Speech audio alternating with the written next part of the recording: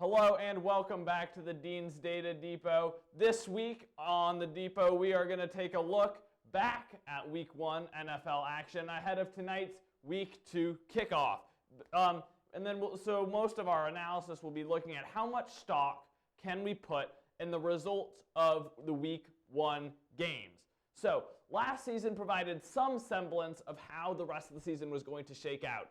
These were the 8 division leaders after the first week of action based off a point differential. So teams that won obviously have a positive point differential, and so the teams with the highest point differential are listed here. So how did this look at the end of the season? Not too different. Washington, Green Bay, New Orleans, and Seattle all won their divisions and led after the first week of action. Kansas City and Buffalo each led their respective divisions after the first week and won their divisions and were the first and second seed in the playoffs. Now, the AFC North and the AFC South were a little different. Baltimore finished second in their division to the Pittsburgh Steelers, but still made the playoffs. As you saw before, Jacksonville was leading the AFC South after the first week of action, but then proceeded to lose the subsequent 15 games, which then gave them the first overall pick in the draft, and the Indianapolis Colts won the AFC South. Now, how is this going to affect going forward? Well, one of the key things was the point differential for each of these teams, as well as just straight up winning or losing. In 2020, teams who lost their first game won an average of 6.25 games last season. For teams who won, that number was almost 9.5, a difference of 3 1/3 wins over the course of the season. Winning that first game is huge for those 16 teams to take that first game. So now, another thing to look at is how divisions do overall. So this is the first time ever since the transition to four 4-team divisions in each conference that 2 divisions went 4-0 in the first week of play. In 2002, the AFC West went 4-0 and the AFC North went 0-4, but that was only one team to go undefeated in that first week of action. Here, this season, the AFC West once again went 4-0. Kansas City coming back against Cleveland. Las Vegas winning the thriller at home on Monday night against Baltimore. Denver getting a rare first week win in the past years against the Giants. And Los Angeles beating the Washington football team in Justin Herbert's second season at quarterback. And in the NFC West, Los Angeles beating Chicago in Justin Fields as he saw his first NFL action. Seattle with a win over Indianapolis. Arizona with a surprise win, I think, over Tennessee. And San Francisco beating Detroit in Detroit. So, and on the flip side of that, the NFC North did not fare so well. 0-4 on the day. The Vikings, the Lions, the Packers, and the Bears were all unsuccessful in their first week out, with Aaron Rodgers making his Packers return after an interesting summer, only to subsequently lose by 35 points in his first action against the New Orleans Saints. So that has not happened. That hasn't happened since 2002, where you had one division go 4-0 and another division go 0-4. An interesting thing to note, though, is that the AFC West, none of these teams were in the NFC North. So the AFC West won all of their games, and the NFC North lost all of their games, and those two events were completely unrelated to one another. Now, NFC West, a little different. As you can see, San Francisco played Detroit, and Los Angeles played Chicago.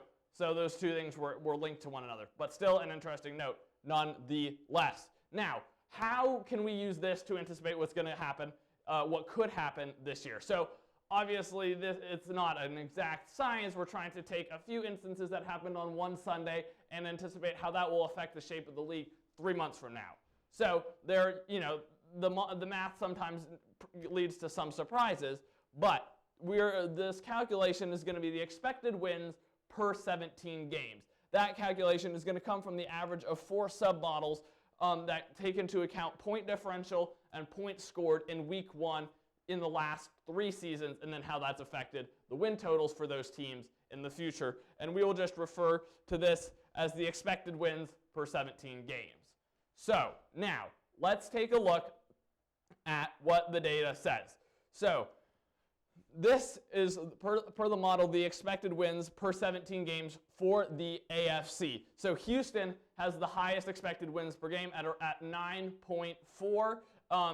Their win over Jacksonville, forcing 3 turnovers, winning by a couple of scores, was huge towards getting this win total. Kansas City, it would finish second according to the model with about an expected wins for 17 games of around 9 after their win over Cleveland. They're scoring 32 points, definitely helped their odds. Cincinnati and Miami each were the other division winners. Miami beating New England, the only AFC East team to win, which certainly helped their chances here with the model. Now, with the wild card, 5 and 6, the 5 and 6 seed both go to the other AFC West winners. We talked about earlier how the AFC West won all 4 of their games. Well, here's 2 other teams, giving them 3 teams in the playoffs based off of their week 1 performance. Las Vegas scoring 33 points against Baltimore, and Denver scoring 27 points and winning by 2 scores against the Giants, the main drivers of their success per the model there. And Pittsburgh winning against Buffalo gives them the 7th seed at around 8.2 expected wins per 17 games. And for the entire AFC overall, the average expected wins around 8.56. So that number is going to be a little lower than the NFC, which is about 9.3. So there might be some surprises here, such as Philadelphia winning 9 games and Detroit winning 8 games and winning the NFC North. Obviously, as I mentioned earlier, the math can look a little suspect given the finite amount of data that we're able to pull and some anomalies from the first week. So you have New Orleans here with an expected wins per 17 games of 10.2. Obviously, this is a function of them winning by 35 points and scoring 38 points in a 38-3 drubbing of the Green Bay Packers. This is Aaron Rodgers, who's the lead of this Packers team. And Aaron Rodgers, I do not think, is going to only win 5 games this year, as the model would suggest. That would be the lowest in the entire league, a 5-12 record. Probably not going to happen. Also, probably not going to lose the division to the Detroit Lions. Given the NFC North lost all of their games, this number is a little suspect. Take it with a grain of salt. Arizona, 9.8 wins. They had a fantastic game against Tennessee. Kyler Murray is starting to come into his own even more so than before. They seem to have a good offense. They bolster their defense with J.J. Watt. This number, in my opinion, I think could be somewhat realistic. I think it would be a surprise, but I would equally be not unsurprised to see Arizona compete for the NFC West title.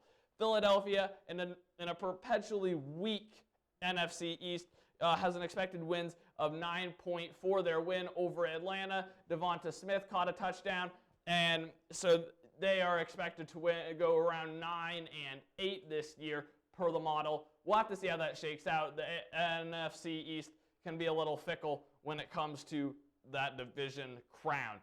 The other 3 wildcard spots all going to the NFC West.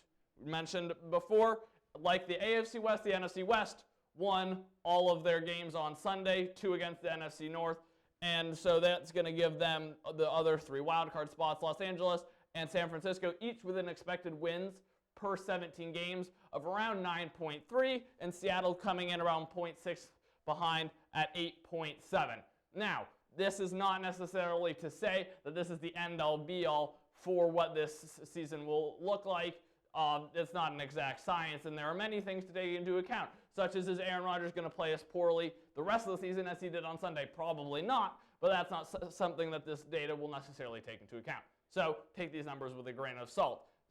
But there are some other numbers like New Orleans with the best record in the NFC, with Jameis Winston playing like he did on Sunday. That certainly seems like it could be in the realm of possibility. seems to fill in Drew Brees' position quite nicely and could lead New Orleans back to the top of the NFC.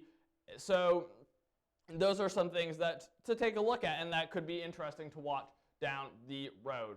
I'm Jeffrey Dean, and this has been the Dean's Data Depot. I'll see you next week.